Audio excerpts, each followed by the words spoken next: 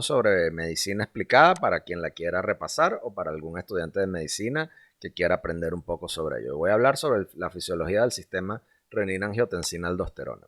¿Ok? Y recordemos que este sistema renina-angiotensina-aldosterona es una cosa que te tienes que saber de atrás hacia adelante y de adelante hacia atrás, porque siempre te lo van a preguntar. Lo vas a aprender en fisiología, lo vas a aprender en fisiopatología, lo vas a aprender en anatomía patológica, te lo van a preguntar en medicina interna, te lo van a preguntar en farmacología, así que vale la pena que aprendas cómo funciona esto, ¿ok? Vamos a empezar. En casos de hipotensión o hipovolemia ocurren dos cosas. Primero, hay una hipoperfusión renal y segundo, hay una caída de la presión detectada por los vasoreceptores cardíacos y arteriales. Los vasoreceptores cardíacos y arteriales son sensibles al estiramiento y mandan por vía de impulsos nerviosos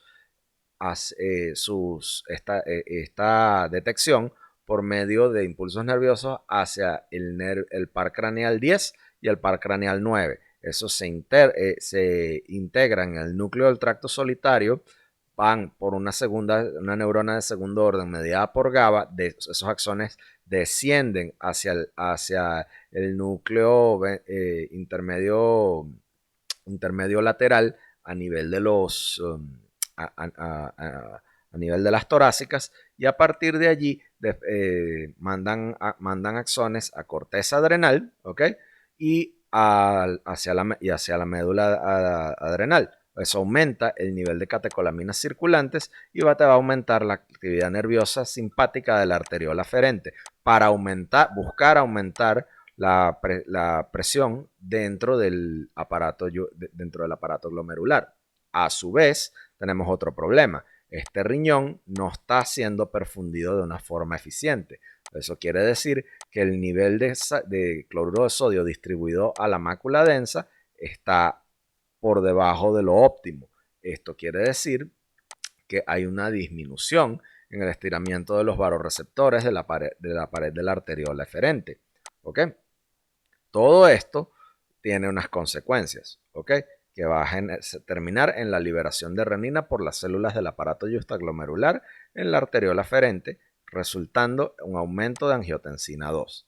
Recordemos que en el caso de los vasoreceptores cardíacos y arteriales, la actividad nerviosa simpática de la arteriola aferente es importante recordar cómo funciona cuando les mencioné el viaje de estos impulsos por medio del nervio 9 craneal y el nervio 10 craneal y su estimulación, ¿ok? Y esa cascada de transducción de señales, ¿ok? Que en un primer paso está mediada por GABA y después está mediada por otros neurotransmisores que a la larga terminan en la estimulación de los receptores beta 1 adrenérgicos, ¿ok?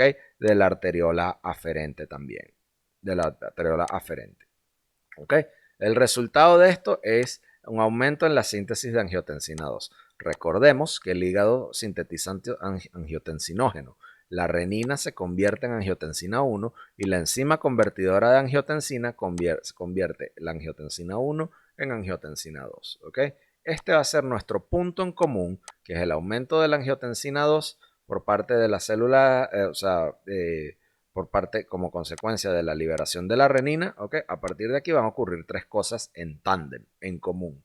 Primero, la angiotensina 2 va a tener un efecto constrictor de la arteriola eferente. Eso a nivel del balance túbulo-glomerular, que te lo van a preguntar bastante, va a generar un aumento de la presión hidrostática glomerular, va a aumentar la fracción de agua filtrada y va a aumentar la presión hidrostática tubular, por lo cual el aumento en la concentración de las proteínas de sangre que permanecen en el glomérulo hace que la sangre concentrada se mueve de los glomérulos a los capilares peritubulares, con un aumento de la presión oncótica de los capilares peritubulares.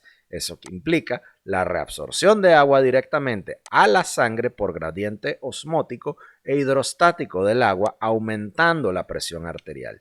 Este mecanismo del balance túbulo-glomerular en el sistema renina-angiotensina-aldosterona es una pregunta muy frecuente en los exámenes y quizás esta sea la forma más sencilla de poderlo explicar. A su vez, tenemos angiotensina, ¿ok? También hay un aumento en la secreción de aldosterona por parte de la corteza adrenal. Esta secreción de aldosterona en la corteza adrenal aumenta la cantidad de canales de sodio epitelial, los famosos ENaC, en las células principales del túbulo colector y se reabsorbe sodio en la sangre por movimiento de agua a la sangre por ósmosis, aumentando la presión arterial. ¿Ok? A su vez, también tenemos que en presencia de angiotensina hay una mayor actividad de los transportadores intercambiadores de sodio-hidrogenión en el túbulo contorneado proximal. Aumenta la reabsorción de sodio en la sangre por movimiento de agua hacia la sangre por ósmosis, aumentando la presión arterial. Por último, la angiotensina 2 tiene una acción de vasoconstricción arterial sistémica, generando un aumento general de la presión arterial. Todo esto tiene miras a restituir la presión arterial y hacer que haya un mayor volumen para compensar esta hipovolemia. ¿Okay?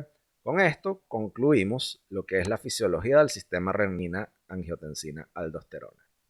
Zambrano, hoy con otra lección de medicina y fisiología y fisiopatología para cualquier colega que quiera repasar o un estudiante que la quiera aprender. Hoy quiero hablarles sobre el rol del factor de necrosis tumoral alfa en la diabetes mellitus y en la insulinoresistencia. ¿Okay? Aquí se me fue una P de más.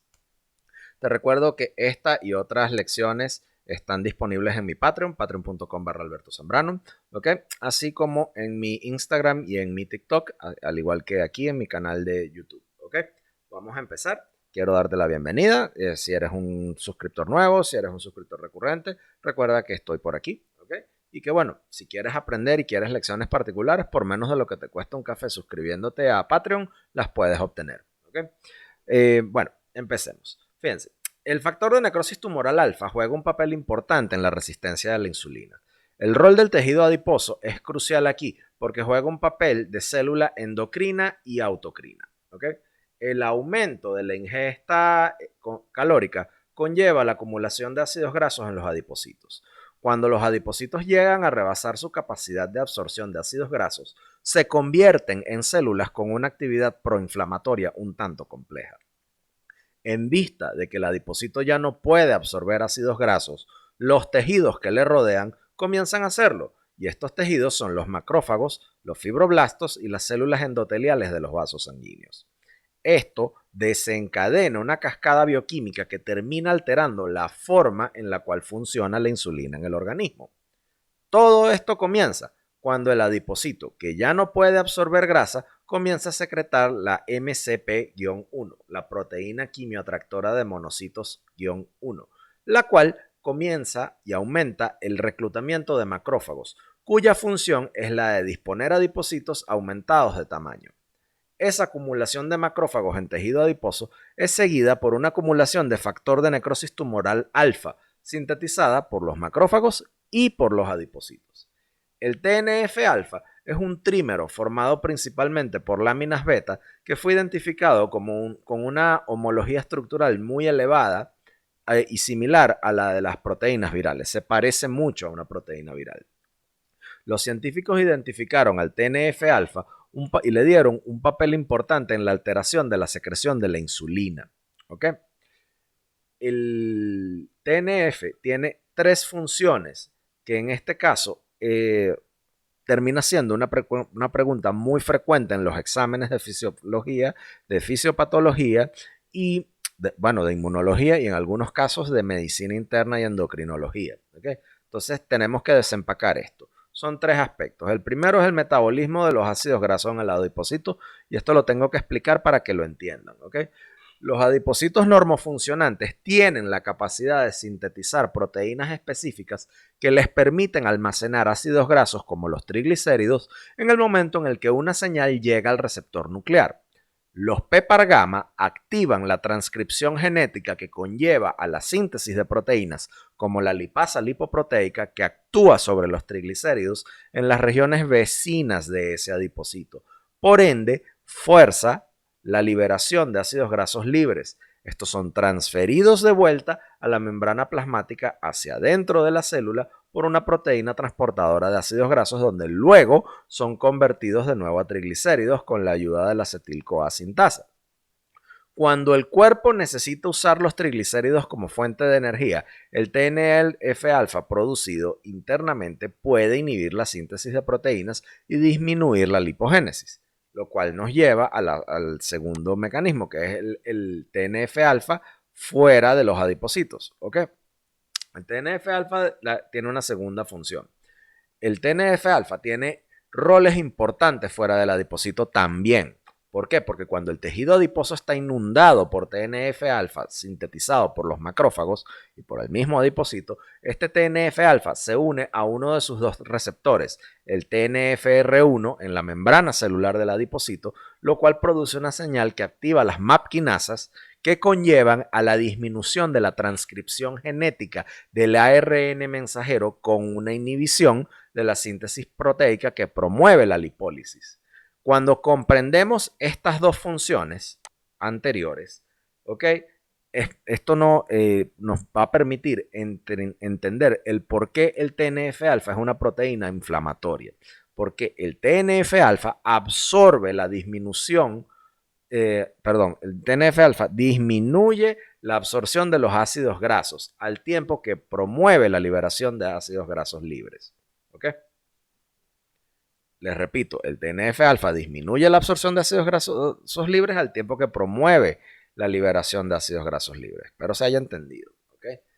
La tercera función, que es el mecanismo de inhibición del receptor de insulina por parte del TNF-alfa, es una de las más importantes. Porque al acumular TNF-alfa es más que la destrucción del tejido adiposo. ¿Okay? El TNF-alfa acumulado destruye más que el tejido adiposo. Porque esta inundación de TNF-alfa conlleva a la resistencia a la insulina por medio de la serinfosforilación de tanto el receptor de la insulina como el IRS1, que es el sustrato del receptor de la insulina 1. Recordemos que para que la glucosa entre a la célula desde el torrente sanguíneo, la insulina como ligando se tiene que unir a su receptor y desencadenar una cadena de segundos mensajeros. ¿Okay? Esa serinfosforilación de este receptor y la serinfosforilación de este sustrato del IRS1 es un mecanismo de inhibición letal porque impide que se desencadene la cascada de segundos mensajeros en dos lugares clave para hacerlo. El primero es que la fosforilación del receptor provoca un cambio conformacional que no le permite a la insulina unirse al receptor. Y la fosforilación del IRS1 impide la estimulación del próximo producto de la cascada de segundos mensajeros, que es la fosfatidil-inositol 3 quinasa, la PI3K. ¿Okay? La combinación de estos dos factores detiene la cascada de segundos mensajeros en su entereza.